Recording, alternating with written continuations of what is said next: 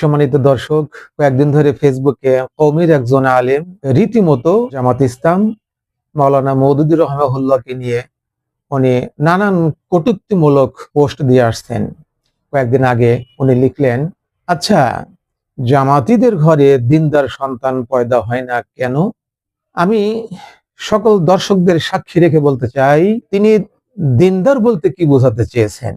দিন তো কোরআনের শব্দ, ৭৯ বার কোরআনের শব্দটা এসেছে, গুনতে গেলে আরো বেশিও হতে পারে। এই দিন শব্দ বিভিন্ন জায়গায় বিভিন্ন অর্থে ব্যবহার হয়েছে। সূরা ফাতিহায় আল্লাহ তাআলা বলছেন মালিক ইয়াউমিদ্দিন, প্রতিদান দিবসের মালিক, প্রতিফল দিবসের মালিক, বদলা দিবসের মালিক। তাহলে দিন শব্দের অর্থ প্রতিফল, প্রতিদান অথবা বদলা। আল্লাহ তাআলা সূরা ইনফিতারে একই রকম বলেছেন, কাল্লা বাল তুকাজ্জিবুনা বিদ্দিন, না কখনোই নয়, তোমরা বরং প্রতিফল দিবসকে তোমরা স্বীকার করছো। তাহলে কোরআনের এই দুটি আয়াত থেকে দিনের অর্থ পেলাম যে প্রতিফল, প্রতিদান এবং বদলা দিবস। এবার আসুন দিন শব্দের দ্বিতীয় অর্থ কি হতে পারে। সূরা আল ইমরান আল্লাহ তাআলা বলছেন, আফা গায়রা দীনিল্লাহি ইয়াবগুনা লাহু আসলামা মান ফিস সামাওয়াতি ওয়াল আরদ, এরা কি আল্লাহর আনুগত্যের পথকে ত্যাগ করে নতুন পথ অনুসন্ধান করছে?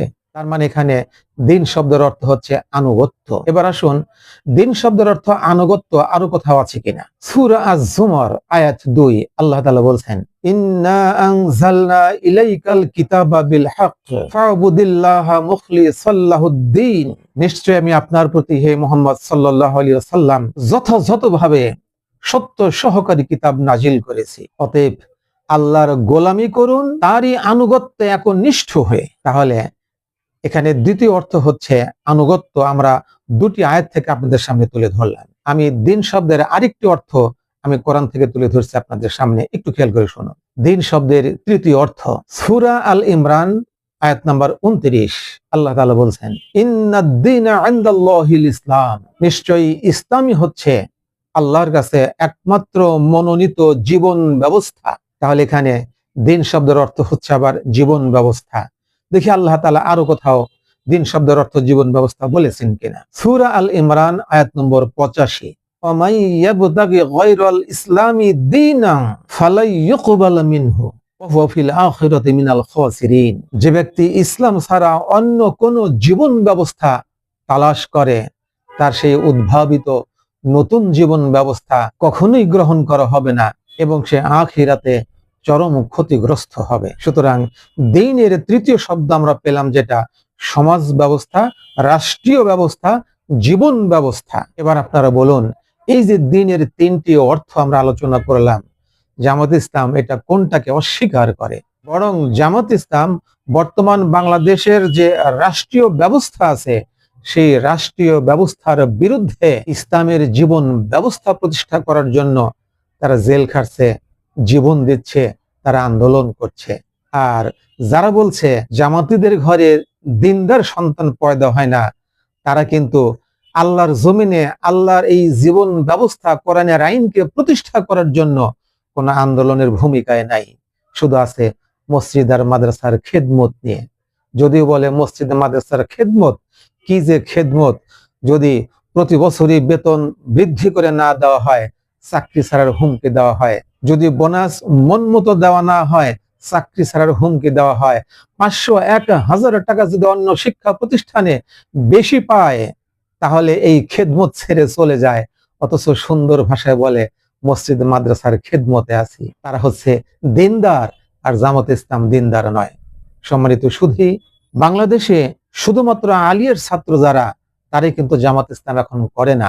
কলেজ, ইউনিভার্সিটিতে জেনারেল শিক্ষিতরা এখন জামাত এবং শিবিরে যোগদান করছে। এই যে গত নির্বাচনে জামাত এতগুলো আসন পেয়েছে, এত পার্সেন্ট ভোট পেয়েছে, এই ভোটগুলো কি শুধু আলিয়া মাদ্রাসার ছাত্ররা দিয়েছে? না, রাজধানী ঢাকার এলিট পার্সন যারা, ধনাঢ্য পরিবারের যারা, ব্যবসায়ী যারা, শিল্পপতি যারা, তারা বিগত সরকারকে দেখে তারা এবছর জামাত ইসলামকে ভোট দিয়েছে। তাহলে সবাই তো জামাতি। তাহলে রিদওয়ান রফিক সাহেব, আপনি কি বলতে চান যে তাদের ঘরেও দিনদার সন্তান পয়দা হয় না?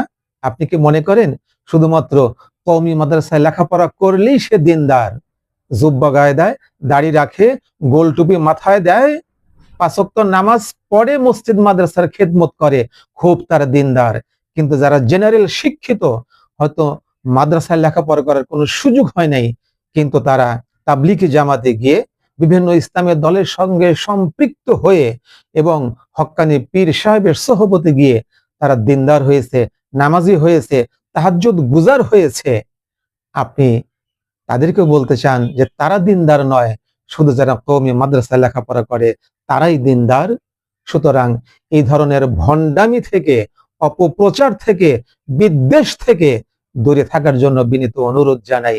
আপনারা বুঝতে পারছেন না যে এই কথাগুলো বলে দিন দিন আপনাদের কওমি অঙ্গন থেকে জামাত ইসলামে বর্তমান সময়ে কি পরিমাণ যোগদান করছে?